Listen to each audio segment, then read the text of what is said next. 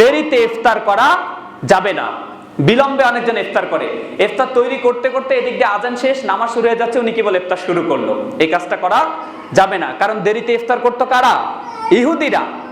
ইহুদিরা দেরিতে ইফতার করতো। কিছু কিছু সময় এমন হয় যে কারেন্ট থাকে না, মসজিদে আজান হচ্ছে না, আপনি আপনার এলাকার নির্দিষ্ট সময়ে, ক্যালেন্ডার তো আল্লাহর রহমতে অনেকগুলো বের হয়েছে, এই ক্যালেন্ডারগুলো যদিও 2-1 মিনিট কম বেশি আছে, কিন্তু আপনি আপনার নির্দিষ্ট সময়ে ইফতার করবেন, আজান দেখ আর না দেখ, আপনি আপনার এলাকার নির্দিষ্ট সময়ে ইফতার করবেন। আজকে না হয় ইফতারে কারেন্ট আছে, আজান শুনে ইফতারি করলেন, কালকে তো কারেন্ট থাকবে না, এমনটা হয় না?